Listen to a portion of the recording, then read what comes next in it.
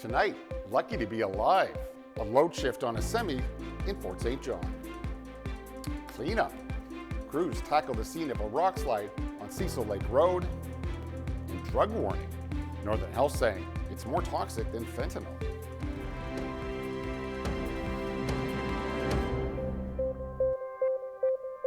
Good evening, and thank you very much for joining us. And we begin tonight with the driver of a semi-truck emerging unscathed following an accident in Fort St. John. A load of metal pipes coming loose, piercing through the cab of the truck that ended up in a ditch. Now here's the scene near Northern Lights Drive and Highway 97 Saturday. Just before 11:30 a.m., RCMP arrived on scene after receiving reports of a commercial vehicle losing its load. On investigation, leading officers to learn the semi slowed down, causing the pipes to come loose and slide forward. The instability of the load causing the semi to veer towards the ditch. The impact loosening the pipes, which then came crashing through the windshield. No injuries were reported. The driver walked away with only a violation ticket for an unsecured cargo, a fine that ranges anywhere from $250 to $520. Drivers are still being urged to avoid Cecil Lake Road on East Hills of the Beaten River Valley due to a rock slide. In an update posted to social media, Dawson Road Maintenance announcing cleanup of the scene beginning at 8:30 this morning. Single-lane alternating traffic is still in effect on 103 Road after the slide occurred on Tuesday. Since then, crews have been on site assessing the situation. Delays of up to 20 minutes or more are expected, according to the company, who are also asking for the patience of drivers as they work to make the scene safe. Drive BC is advising motorists to watch for traffic controls in the area. So far, no word on when the timeline for the cleanup. However, an update is expected later on tonight.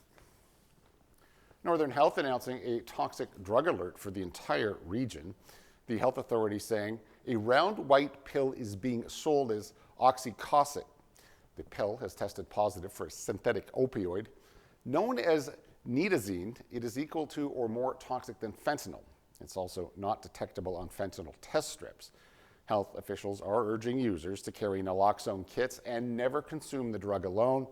The toxic drug alert will remain in place until April the 10th. The emergency room at the Chetwynd Hospital is once again on diversion today. The health authority taking to social media at around 7 last night to advise residents of the closure.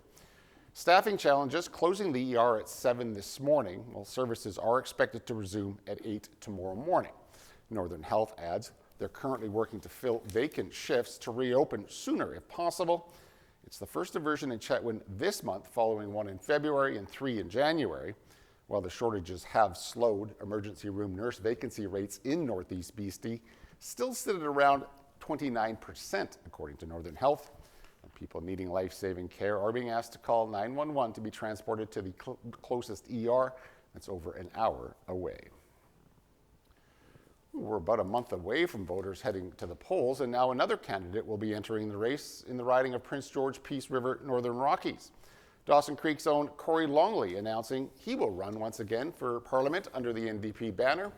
The former Pure Country radio host saying it's time for a change in the historically conservative riding. He's going up against incumbent Bob Zimmer, who's running for re-election with the Conservatives, while the People's Party of Canada have put up Bear Lake postmaster and reservist David Watson. On the ballot for the Green Party will be Mary Forbes, promising affordable housing and climate action. A Liberal Party of Canada candidate has yet to be confirmed for the election that's slated for April the 28th. And with polls showing a very tight two-way race in the federal election, some BC ridings are shaping up to be critical battlegrounds. CTV's Ben Milger has more on the seats that could flip and possibly decide the balance of power in the next parliament. I sincerely hope this is the election where everybody out east stays awake longer until the results are counted in BC. In an election shaping up as a showdown between the Liberals and Conservatives, it is the New Democrats who have the most to lose in battleground BC. The NDP will be hard-pressed to match the 13 seats it took in the province in 2021. Even its leader is at risk in the new riding of Burnaby Central. We're seeing fluctuation from former NDP voters in 2021 to the Liberal Party in 2025. If this happens in the Burnaby South riding, then there's a possibility that Jagmeet Singh cannot win his seat. Traditional top issues, including affordability and criminal justice, take a back seat this time around to threats of tariffs and annexation coming from the White House. Richmond East Steveston has gone liberal, conservative, liberal in the last 3 elections. This time around, strategic-minded voters may place less focus on the local candidates. When people go into that voting booth, they're not going to be thinking, who is Zach Siegel, who is Parm Baines. They're going to be thinking who is Mark Carney and who is Pierre Poilievre. Pollster Mario Canseco will be keeping a close eye on Vancouver Kingsway and West Vancouver Sunshine Coast Sea to Sky country, where he predicts tight races, and North Island Powell River, where a possible vote split between the NDP and Liberals could hand the Conservatives a rare island victory. There are places in the island that used to be very anti-government and voted for the Reform Party consistently in the late 1990s and early 2000s. So we haven't seen blue in the map in the island for a while, but I think that's the best chance that they have this time around. As the results roll in on election night, any one or all of those ridings could help decide the balance of power in the next parliament. Ben Milger, CTV News, Vancouver. And one of BC's longest-serving MLAs announcing he'll be running as an independent in the federal election. Earlier this month, the Conservative Party of Canada rejected Mike de Jong as a candidate in the riding of Abbotsford-South Langley. Well, de Jong says he's still not sure why the party made the decision, but he holds no bitterness towards the Conservatives, and he adds he still believes the Conservatives should form the next government. The former BC Liberal served 88 terms in the BC legislature and held several cabinet posts, including finance and forestry. And new tariffs from Donald Trump on the auto sector have forced federal leaders to pivot on the campaign trail today. CTV's Jeremy Sharon has the details. Again, I messaged yesterday, there'll be more after the meeting. Back to Ottawa and off the campaign trail this morning, Liberal leader Mark Carney, acting in his capacity as Prime Minister, met with his cabinet on U.S.-Canada relations in the face of new auto tariffs from Donald Trump. We're all on the same page. We won't back down. We will respond forcefully. Nothing is off the table to defend our workers and our country. Carney didn't provide specifics, but said Canada will retaliate, also confirming he will be speaking with the U.S. president in the coming days after Trump reached out.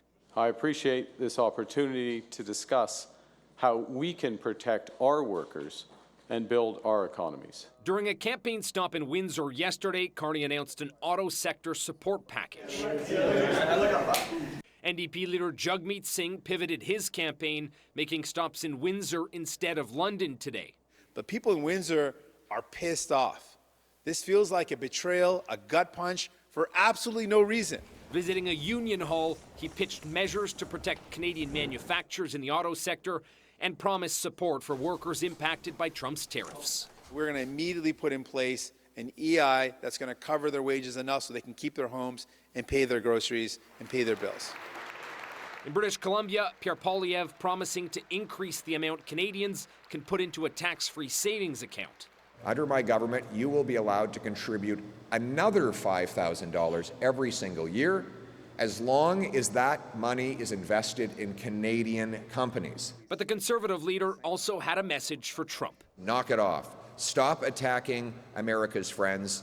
Start trading so that we can once again become richer, stronger, and more secure on both sides of the border. While Bloc Québécois leader Yves-François Blanchet said the government needs to think about how it funds support for affected workers. What we have to do in order to support the businesses and companies has to come from our own counter tariffs. Liberal leader Mark Carney will be back on the campaign trail tonight in Montreal after a brief pit stop in Ottawa. He will also meet with premiers tomorrow. Jeremy Sharon, CTV News, Ottawa.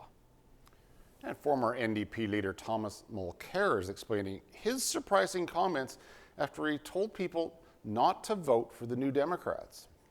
I look at what's happening, and what's happening is that the NDP in all the recent polling is in single digits, and that could mean the wipeout of the party, certainly the loss of party status unless things turn around. Same thing for the Greens. You know, progressives are looking at this as an election quite different from many others. Mulcair says the election is shaping up to be a race between the Liberals and the Conservatives, and he's asking NDP supporters not to split the vote. He believes it's too dangerous for Canadians to vote for a third party at a time when the country is facing threats from the United States. And speaking of those threats, Mark Carney had to put on his Prime Minister's hat today, telling Canadians in a television address, nothing is off the table. Carney responding to Donald Trump's 25% auto tariffs announced today, and the Liberal leader also revealing the U.S. president reached out to him last night to schedule a phone call. CTV's Judy Trin reports. Yesterday, there'll be more after the meeting. Mark Carney returned to Ottawa to marshal his troops in a new phase of the trade war. The president has issued an executive order to put 25% tariffs on autos built outside the U.S. It goes into effect April 2nd. We start collecting on April 3rd.